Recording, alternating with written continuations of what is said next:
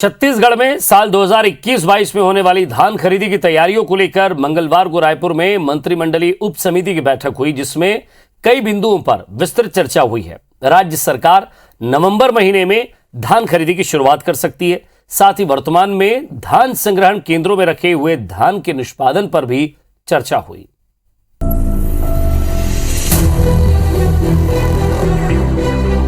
छत्तीसगढ़ में नवंबर से धान खरीदी की शुरुआत होगी। इससे पहले मंगलवार को धान खरीदी संबंधी तैयारियों को लेकर मंत्रिमंडलीय उप समिति की बैठक हुई।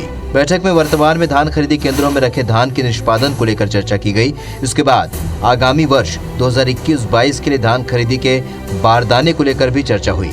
इस पर यह निर्णय हुआ कि पर्याप्त बारदाने के लिए केंद्रीय जूट कमिश्नर को पत्र लिखा जाएगा। साथ ही राज्य सरकार भी खुले बाजार से बारदाने खरीदेगी। पिछले साल छत्तीसगढ़ में 92 लाख मीट्रिक टन से भी ज्यादा धान की खरीदी हुई थी और इस साल ये आंकड़ा 1 करोड़ मीट्रिक टन पार होने की उम्मीद है। इसके लिए राज्य सरकार ने सहकारी समितियों की वर्तमान मांगों पर विचार करने की बात कही है, जिससे राज्य सरकार इतने बड़े आंकड़ों पर धान खरीदी सरलता से कर सके।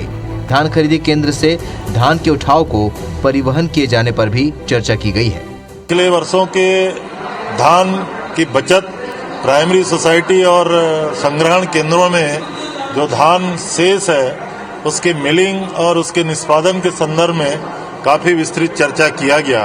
लक्ष्य अभी तो जिस ढंग से अभी बरसात हो रही है और जिस ढंग से पंजीयन हो रहा है, ये अभी अंतिम लक्ष्य तो तय नहीं है, लेकिन अनुमान है कि जो पिछला हम लोग खरीदे थे उससे भी आगे जो समिति से आया था मांग पत्र और जो कमेटी ने के समक्ष अपना बात रखे हैं, सभी विस्तार से चर्चा हुआ और सबका निराकरण करने की दिशा में सहमति बनी है। ये स्थिति सुधारने के बारे में भी यहाँ पे बहुत विस्तृत विचार हुआ है।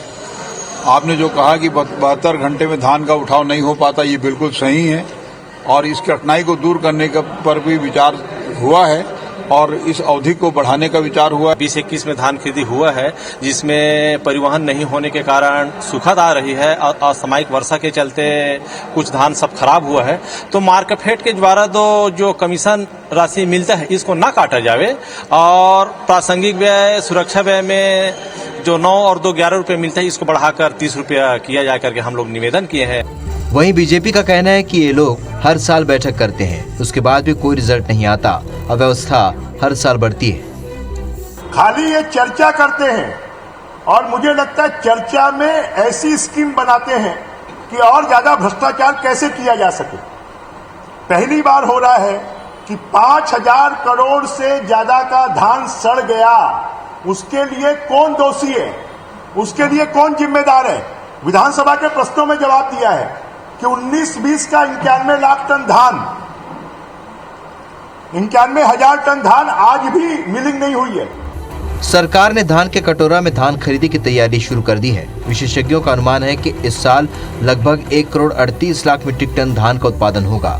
वहीं लगभग 1 करोड़ मीट्रिक टन धान खरीदी का भी अनुमान लगाया जा रहा है। अब सवाल ये उठता है कि अगर इतनी बड़ी मात्रा में धान खरीदी होगी तो सरकार बारदाना, परिवहन, उठाव की व्यवस्था कैसे करेगी?